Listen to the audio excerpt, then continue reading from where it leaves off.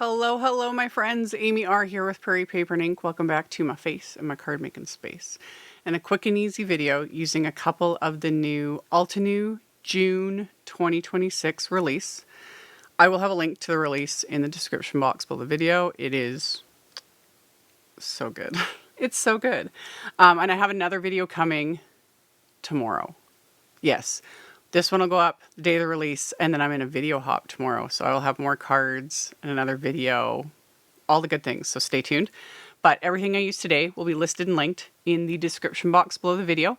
My links are affiliate links. That just means that if you click on one of my links and end up placing an order, I do get a little kickback from that at no extra cost to you. That is what helps, keeps lights on, pays the bills, enables me to keep bringing out content. And yeah, let's get into making the card. So I'm using the new Lilypad Dreams. There's an embossing folder and a stencil set. And with the embossing folder, I ran it through with some of Altenew's Dewdrops, Crafty Necessities cardstock.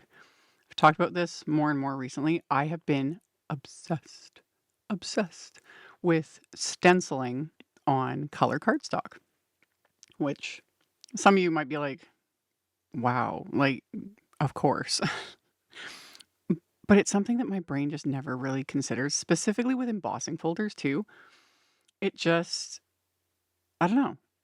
It's that concept of, dye inks being transparent and like a color cardstock base. And it's like, But the more I've been doing it, I've really been enjoying it. Because the colors still show up. You just always have to remember that sometimes certain colors might look off or a little different because not having a white cardstock base, that's going to change things. With an image like this, with this like Lilypad Dreams, it's just one, I like this little scene. It was, the minute I saw it, I was just like, I like this. I like this so much. It's just soothing. Does that make sense?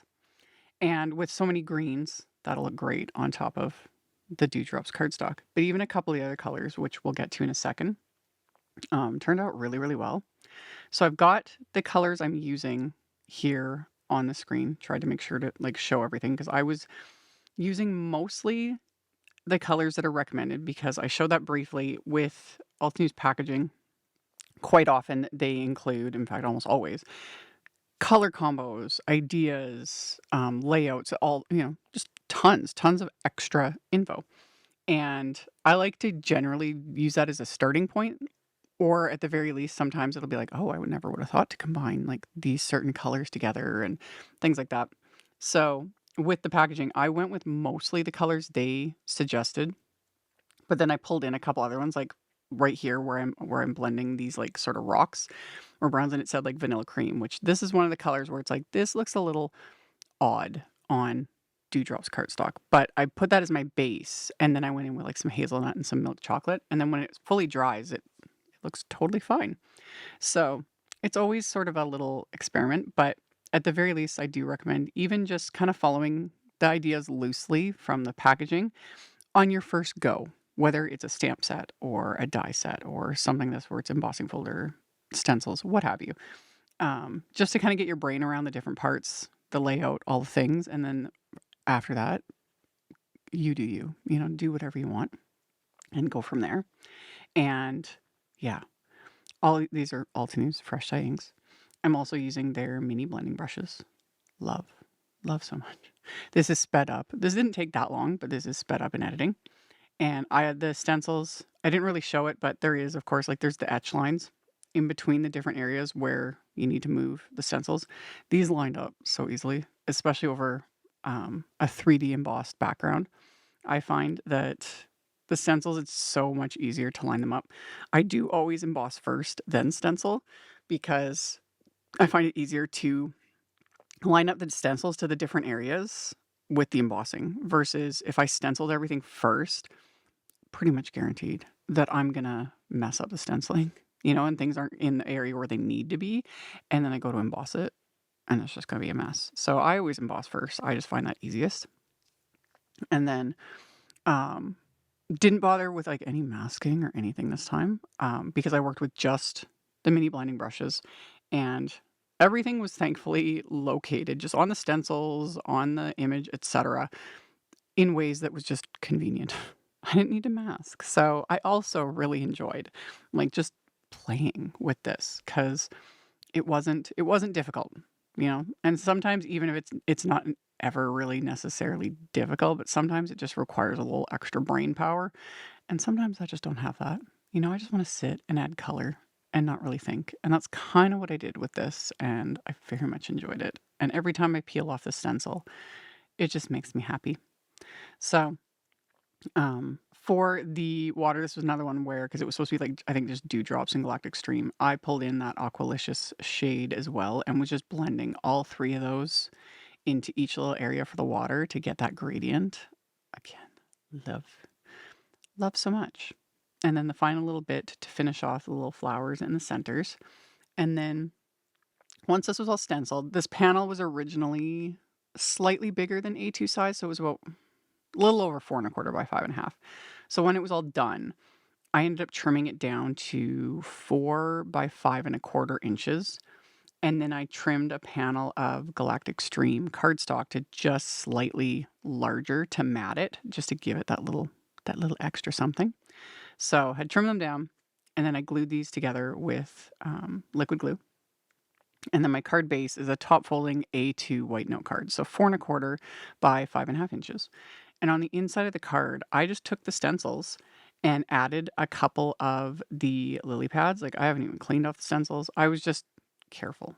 I was careful, which I'm legitimately surprised that I didn't manage to like smear ink everywhere because that's more like it's usually like I'm gonna get it on my finger and then I'm gonna end up smearing it, all over. But it worked.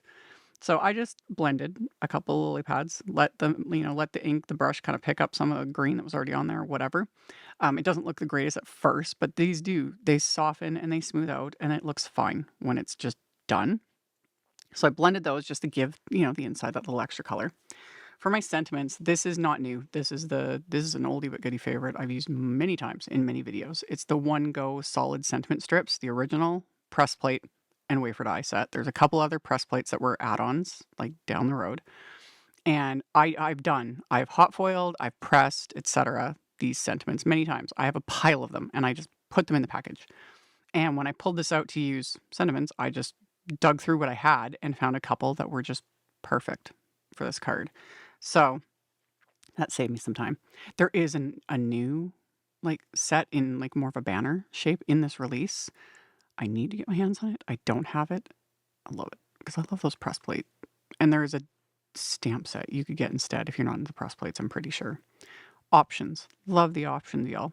So I adhered the one sentiment to the inside of the card. I popped the stencil background onto the card base with some foam tape. And then, of course, adding a little bit of splatter. A little bit. A good bit of splatter, let's be honest. With some white gouache and the black gouache that I just put on the Petal Palette, thinned out with a bit of water until I got it to a nice consistency that I wanted, and then used my fan brush to splatter. The white splatter I did fairly heavy. The black, a little more conservative with that, a little more mindful, and let that all dry. Another oldie but goodie favorite that I've used in previous videos. This is the pinstripe background. This is old. This came out years and years and years ago. And I got it a few months ago, and I stamped several panels just using Altenew's Obsidian Pigment Ink, and I use it as pattern paper because you guys that have watched me for a long time know I love me a good black and white stripe pattern paper. So I just pulled one of those papers from the same thing, just I keep it in the packaging with the stamp set, and I trimmed it down into a little strip. And then I had this leftover little narrow strip of that Galactic Stream cardstock. So I added that as well, and then just trimmed that down using my scissors to match the angle that I trimmed the black and white piece with my paper trimmer. And then adhered that to my card front. And then I can pop the sentiment onto that. That is just, you can't go wrong with press plates. I love them. It's so crisp. And I'm so glad I saved them all because I've dug through them many times and used them on many other cards, so I don't have to keep redoing it, but I do enjoy doing it too. Anyway, my last little bit of embellishment is some Bubblegum Dreams enamel dots because I'm back on the enamel dots kick. Plus, I have a bunch of these Altenew packs with all these colors and 3 sizes. Perfection. Love it. And they're peel and stick, so it's quick and easy. So I adhered a few of those to the card front to finish it off, and that was it. So just simple ink blending and stenciling on color cardstock, a little bit of splatter, little enamel dots, a little bit of black and white stripe action that I love, and then very simple on the inside. And that was it. So thank you all so much for hanging out with me, for thumbs upping and commenting, letting them robot overlords know you like what you see. It does help a lot. I very much appreciate it. Subscribe if you haven't. I'd love to have you. And I will be seeing you all very soon. Like I said, I've got another video coming using this release tomorrow, and I'll have other content coming. So I will see you all very soon in the next one. Bye. Thank you so much to my amazing Patreon supporters. For anyone that might be interested in joining my Patreon community and supporting me, the link to my Patreon is in the description box below the video. For everyone else, as always, thank you all so much for taking the time to watch my videos, for thumbs upping, commenting, subscribe if you haven't, I'd love to have you. And here's a couple other videos for you to check out in case you missed them. Bye!